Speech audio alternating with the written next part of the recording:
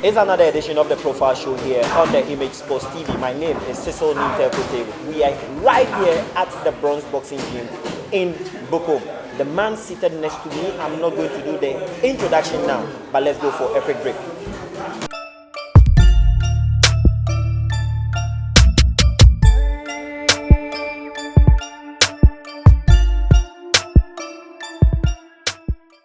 Welcome back from the break, and it's still the Profile Show. The one who did discovery for the man Duke Micah and also Richard Comey. He made champions out of them. And who are we talking about? I'm talking about the man Carl Lokko, and he's right next to me. He will just delve into where he was born, his educational background, and how he became a boxing coach and making millions of people now champions from the BRONX Boxing Gym. Good evening, Carl. Thank you very much. Good evening. You're welcome. Thank you so much. I mean, it's been a long time, and we all already know there's the COVID-19. So in terms of contact sports, it's now being a little bit minimal, but most boxers are doing it. Can you just give us the insight, where you grew up, where you went to school, and how you entered into boxing? Thank you very much. This is a question that I don't remember the last time somebody asked me about this, right? But yeah, you have asked me, and that's your work. And I also have to answer. When it comes to the person called Carl Lokko, who is a boxing trainer, before I became a boxing trainer, I was born in Jamestown, Boko, Jamestown to be precise. Let's say Sempe, the high street. My father comes from Bosu, the Castle Junction, that's the CC Lokko family, and my mother also comes from Jamestown, from Latte family. They give birth to Carl Lokko. And to be honest, I grew up in Jamestown. I did everything in Jamestown, but I saw myself a different person altogether coming from Jamestown because of the kind of upkeeping or upbringing that my parents gave to me. I choose to be a sports personality or a sportsman in all categories when I was very young.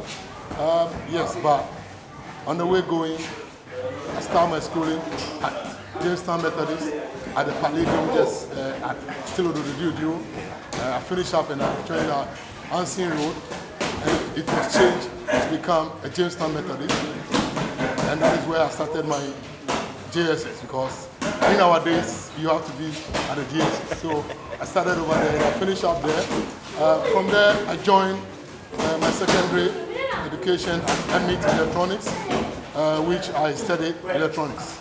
Okay. To be honest, growing up from Jamestown and seeing what is going around me, I chose to be a boxer a long time. But my parents were not supporting the idea because I was the first and I do everything.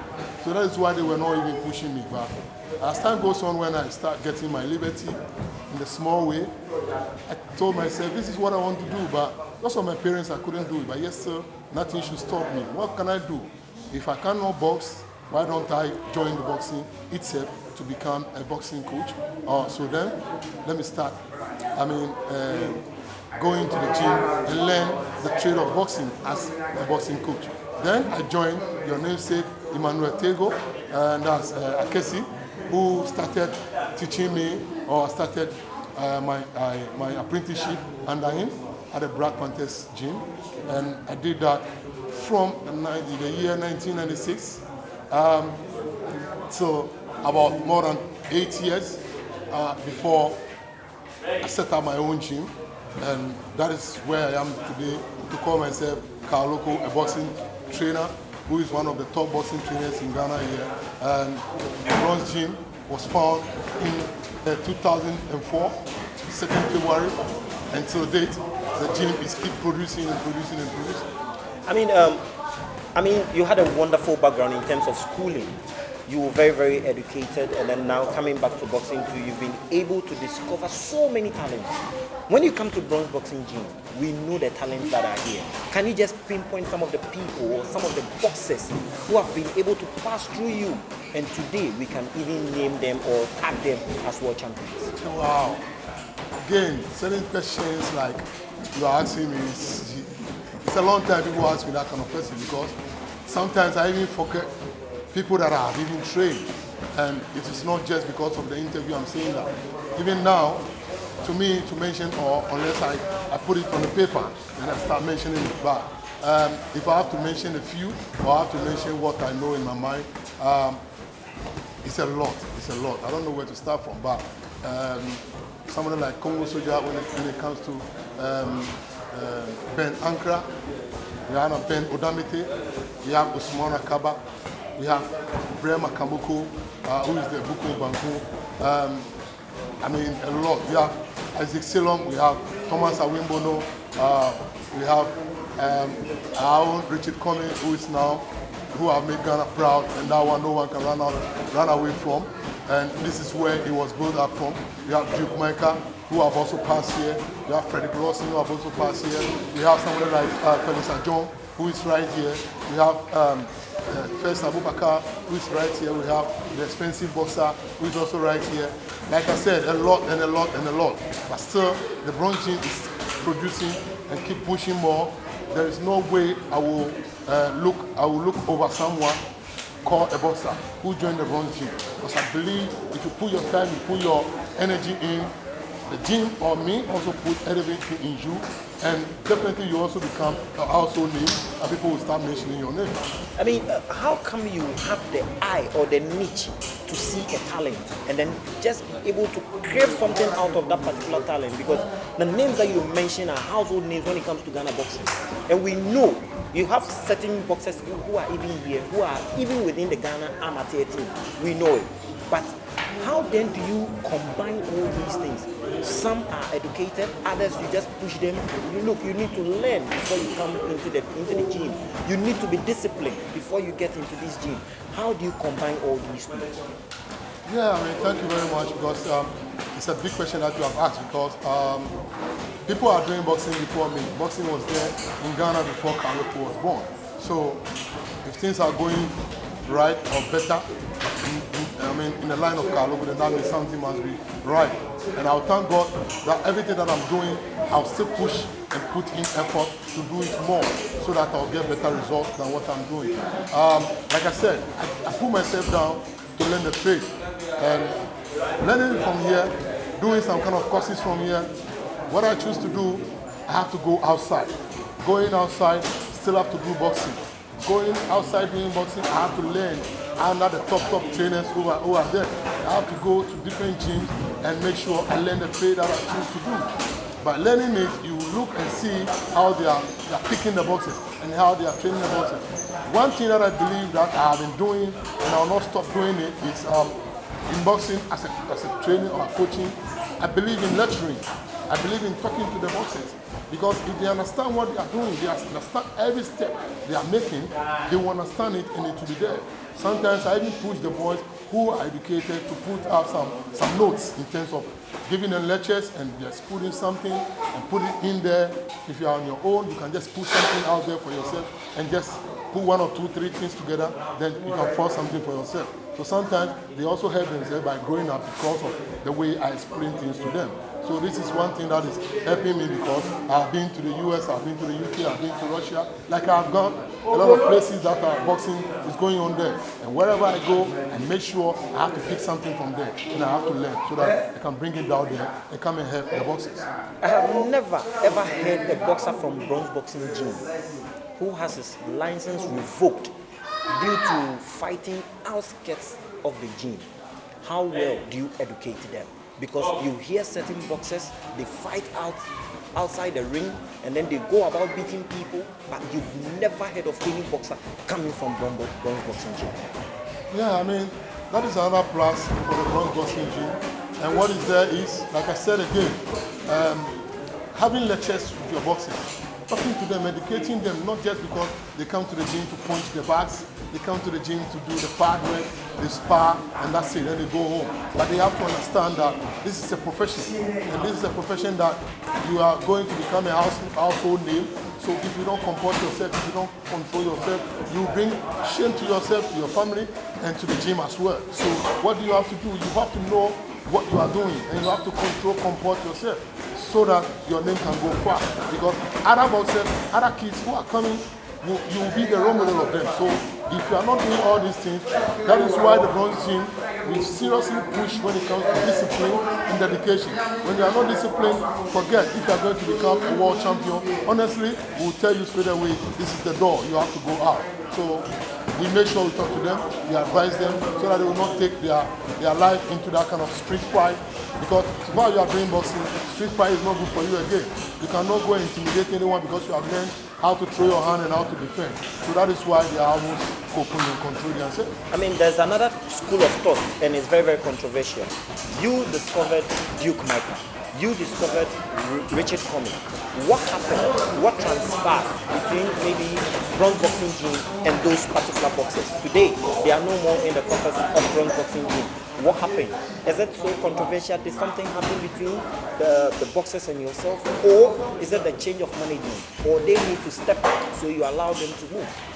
I mean, what you are about is something that it will be good for people to understand the profession or the work that when it comes to coaching or running a gym means or look like. Yes, I have trained a lot of boxers before Duke Michael, before Richard Comey, and even before other boxers that you are not seeing them yet. The passion I have for boxing is so great and so big that I don't normally try to stick with only one boxer. I try to help all the guys.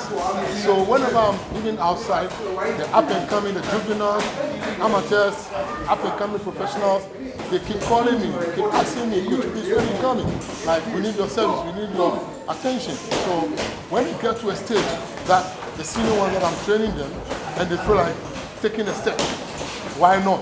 You just have to allow them to go. But it should happen in a decent way. It should happen in a nice way. It should happen in a way that individuals will appreciate and recommend where they came from or the support they have gotten from wherever they are coming from and they are going.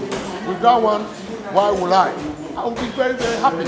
Even though they are not here, whatever situation happened before they are not here, I'm still proud because I made good impact in their life when it comes to boxing, and I take them too far. And that is one thing that they cannot take away from the BRONX gym. That is one thing they cannot take away from Carl Lokko. And most of the boxers over here have been the sparring mates of the top boxers you are calling, and they have helped them. And that tells you that those who are here still believe in whatever they are doing, and they believe they can also hit that mark. They believe they can also hit that mark. We go for a quick break. When we come back, we discuss with Carl Lokko who Hakeem Lokko is and what is the future for Hakeem.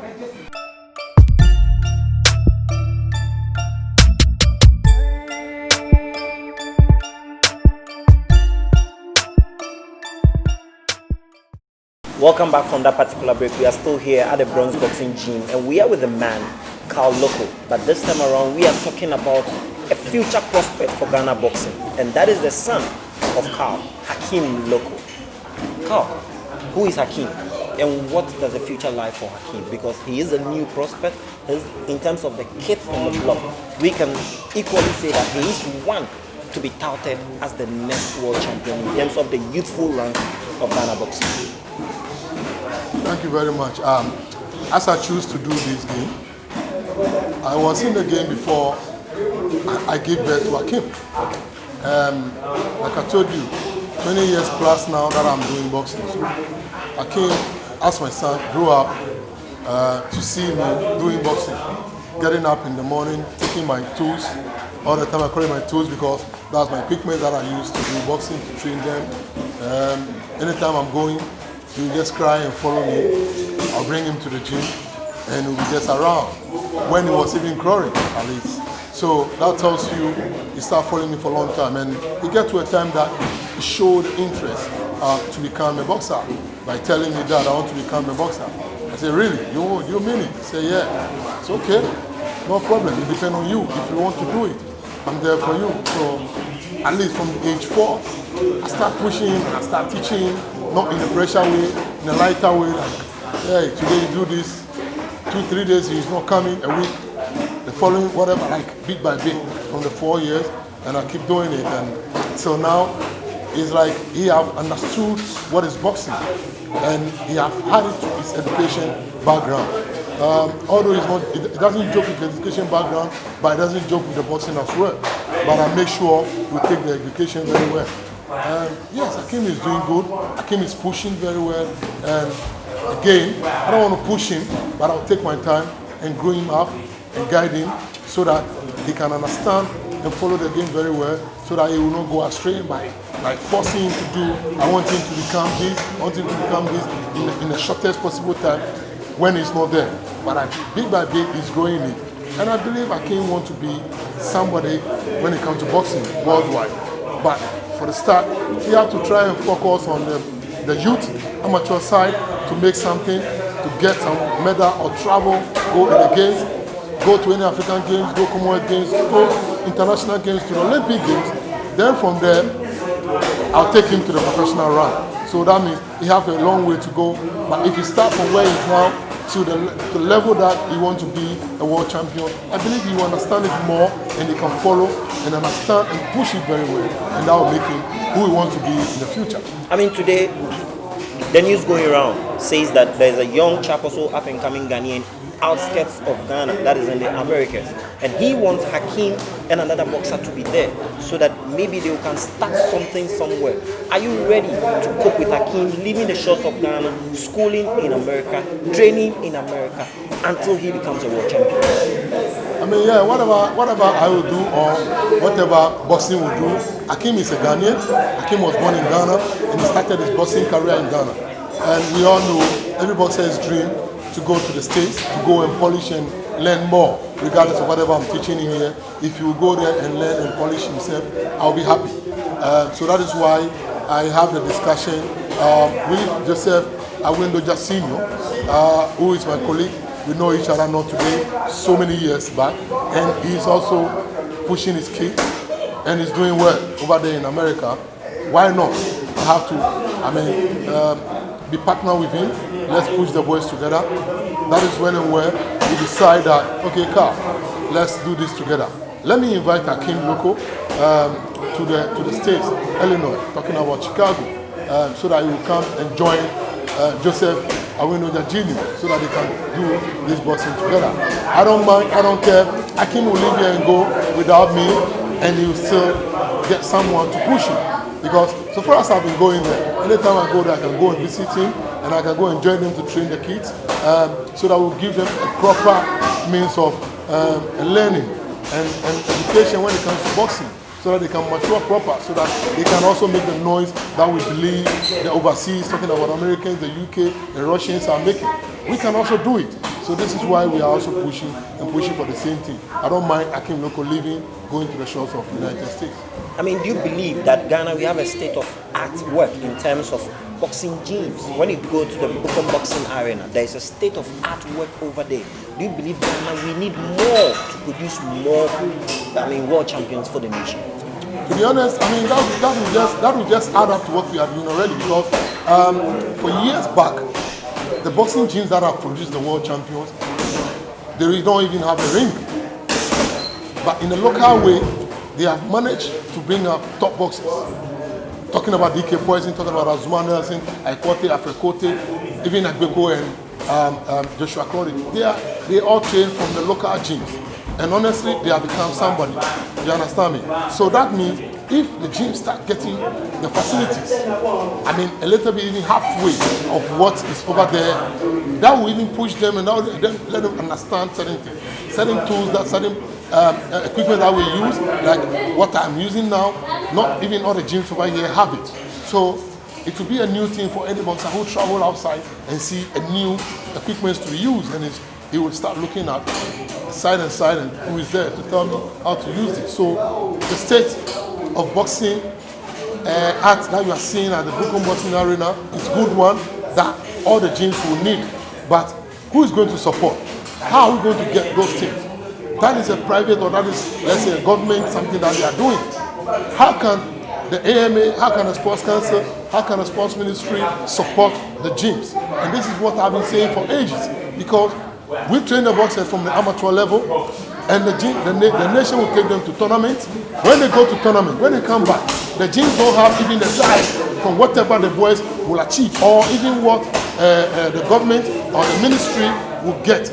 even to support the gym so that we can still producing more, we normally go to the street and tap the boys. We tap the boys, bring them in, we give them boxing career, and they will go and stand in there and fight for Mother Ghana. So if the gyms are not being taken good care of, it will get to a time that it will be a problem.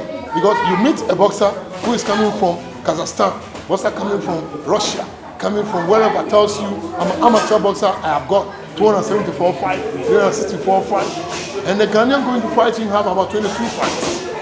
And we always expect this boy to go and win gold for us. I mean, what kind of magic do we want to believe in? If we don't put our money to where we want, there is no way we can be there. So I'm using this platform to say clear that we have good materials, good boxers, raw boxers over here. When we get a chance to be going tournaments, friendly tournament and stuff, before a tournament will come, they are ready. They are ready because they have the heart already to do it. But the technical know-how, the experience of the equipment and meeting different people is a different thing altogether for them. So it's very important for us to get a state-of-the-art boxing gyms that will help so that we can bring out all top boxers. I mean, you have prospects. When we just entered, we saw some of the boxers doing one or two things. You have prospects over here. Can you just mention some of them who you think within the next 2, 3, 4 years, look, they will be gunning up for, some will be gunning for world titles, others will be going for African champions, and even a step further. Yeah, thank you very much. Like I said again, every boxer I set into the bronze gym, I put the belief in me that I have to help him to get to a certain level, the higher level, especially at least nothing at all to the ranking, the world ranking. So the boxers I have over here, I'm looking at them with a different eye that they can get to at least, if for nothing at all, a Commonwealth level. Beyond that is the World Championship. We having in the gym now, we having Paco Alote, who is Daniel Pakwalote, who also is one of the prospects of the bronze gym.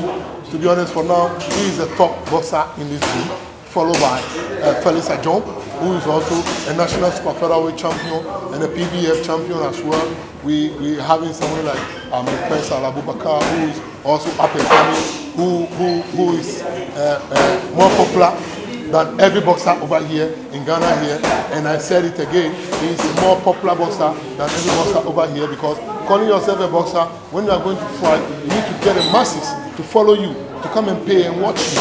That makes you popular. It's not about the noise. So that one, I'm not taking anything away from anyone, but I'm making it clear to everyone. That's Face Abubakar and Zongo Boy. Yeah. Come from there, we have the light heavyweight, who's even a cruiserweight, Jacob Dixon, who is also making a big noise over there, knocking the doors, trying to make Ghana proud, to get Ghana a big title in the bigger weight, which Ghana have not achieved yet. And I'm promising that if everything goes somewhere, within the next 3 years, he can bring Ghana a world champion or a world title fight.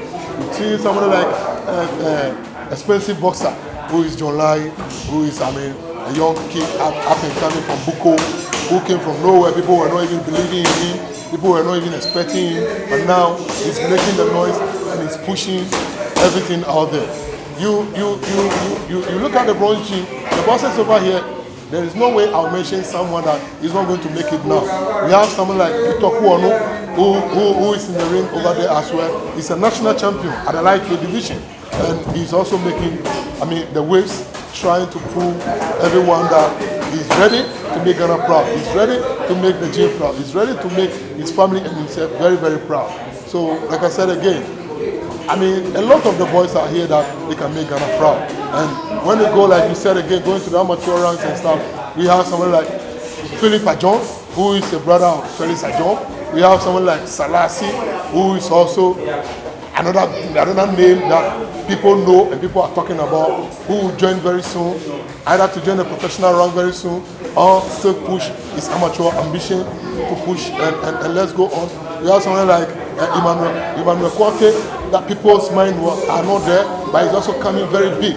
Like I said, all the boys in the bronze gym are going to do something to boxing, and very soon you will not forget that I told you today. You've actually made me so proud to be even a Ghan, because interview a Ghan man who has the future so close to his people, not to himself, but to his people, because He's tapping into talents that he can make something out of them, that is giving them richness in terms of education and in terms of something for their future. I mean, let's come to your private life. What food do you love best? And then apart from boxing, I also love this the most. Yeah, I mean, I just love to start with asking me about the food I love most. Maybe when I was growing up, I can choose a food I like most. But for now, honestly, it's very difficult for me to say because just because of traveling sick, sometimes, yeah, you can't say this is what I like most. But hey, whatever I do, I am a gun, and definitely I cannot run away from my banku and Pakistan and banku and Tilapia. There's this school of thought that anybody who owns a boxing gym is a rich man. Are you rich? Thank you very much. I mean, when it comes to richness in boxing, I'm not rich. But I thank God that I have chosen this sport and I'm doing it with all I have. I'm doing it with the little that I have. Have a love for whatever you are doing before thinking of what you want to get or what you want to achieve when it comes to money. And I believe I don't have it in the pocket, but I have it around me. Yeah, Mr. Lokko, we are not in normal times. We know with this COVID pandemic facing not only Ghana but globally, what advice do you have for most of your boxers? Thank you very much. I mean, the part that you are hit on now will take all my laughter and the way we were having this our discussion to a serious stage of our discussion. And when it comes to this COVID issue, I mean, I don't know where to start from. It's a big blow to the whole world. It's a big blow to Ghana, especially boxing, because that is the field that I push for. It's not a joke for anyone, especially the boxers, to take it for granted. I'm urging all the boxers to take it serious because it's real. COVID-19 is real and it's killing, and people are attracting. All depends on how to control, take care of yourself. And if you even don't have anything to do, don't just expose yourself by moving around. My advice to boxers, as a technical director to Ghana Boxing Authority, is very deep and is very strong. We will be happy to see all our boxers looking strong, being fit, and taking good care of themselves. Because you know, most of you boxers are going to make Ghana proud. Most of you have passed through the tunnel already. You are almost close to the edge to become who you want to be. Especially this situation that we are in, this pandemic, you have to take good care of yourself. Don't expose yourself to things that you are not even ready to go and do. Take good care of yourself. Take the precautions, take the measures serious, and make sure you put your life, in front of you and see that if you are not ready to go now, then take it serious. And I believe everybody wants to take his life serious and will not want to put himself into this kind of situation. So my advice to all boxers to be sure, follow the guidance, the directives, and everything. And I believe we will pass through, and this thing will come down, and we will all see our best. We can continue with our boxing. Again, are you rich? Again, I'm not rich. Honestly, I'm not rich, but still have to do boxing. I'm not rich doing boxing. I believe I will be there. Now, I'm rich around me because I believe in all the prospects around me that they will take me or they will get to a certain level, and that is where my richness will come from. But for now, the passion is there, the hunger is there, the ability of doing it is there. So I'm still doing it. And what I'm saying is, I'm still training a whole lot of boxers. I have about 15 juvenile boxers who I'm training. I have a lot of boxers that I'm training. I have a lot of boxers who follow me as well. And with no support coming from anywhere, but I'm always pushing. And I will be very happy to get support from anywhere, any philanthropy who want to come and support the BRONX Gym, because the BRONX Gym can promise you that whatever you support the BRONX Gym with, you will get a reward in terms of getting a good name and making yourself proud, and the BRONX Gym and whoever you supported very proud. Thank you very, very much, Mr. Carl Lokko, for your time.